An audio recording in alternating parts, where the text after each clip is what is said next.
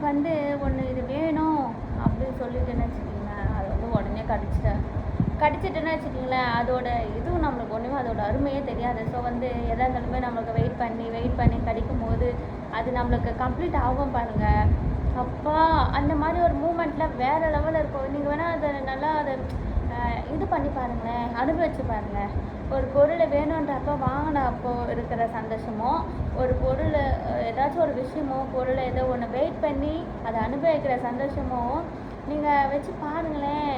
இது எது உங்களுக்கு ரொம்ப சந்தோஷமாக இருக்குதுன்னு சொல்லிட்டு பாருங்கள், உங்களுக்கே தெரியும். இன்னொரு சாத்திரம் நினச்சப்போ வாங்குறதோ நினச்சப்போ கிடைக்கிறத விட நம்ம வெயிட் பண்ணி அதை அனுபவிக்கிற போது தான் அதில் ஃபுல்ஃபில்லான கம்ப்ளீட்டான ஒரு ஹாப்பினஸ் இருக்கும்.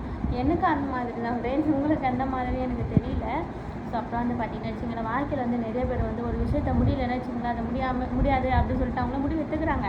அது மாதிரி எடுக்கவே கூடாது. நம்மளால் முடியாதுன்னு சொல்லிட்டு ஒன்றுமே இல்லை, ஓகேங்களா?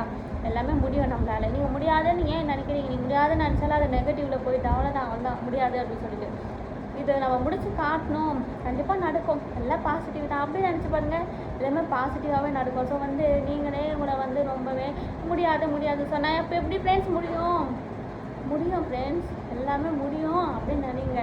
நம்மளால் முடியாதது ஒன்றுமே இல்லை. நம்மளோட சோம்பேறி தானம் தான் ஃப்ரெண்ட்ஸ் முடியாதுன்றதுக்கான ஒரு மெயின் ரீசன், ஓகேங்களா? ஸோ வந்து நம்மளால் எல்லாமே முடியும், சக்ஸஸோடு முடிப்போம். மற்றவங்க வந்து 1000 பேர் அவங்களால முடியாது அப்படின்னு சொல்லிட்டு எதுக்கு அப்படி இப்படி சொல்லுவாங்க.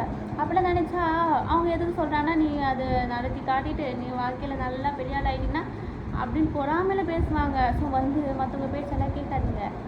உங்கள் மனசுக்கு பிடிச்சிருக்கா, இது பண்ணால் கரெக்டாக இருக்கும்னு சொல்லிட்டு நினைக்கிறீங்களா, அது கண்டிப்பாக அது பண்ணுங்க, ஓகேங்களா? கண்டிப்பாக எல்லாமே பாசிட்டிவாக நடக்கும். மற்றவங்க பேச்செல்லாம் கேட்கவே கூடாது.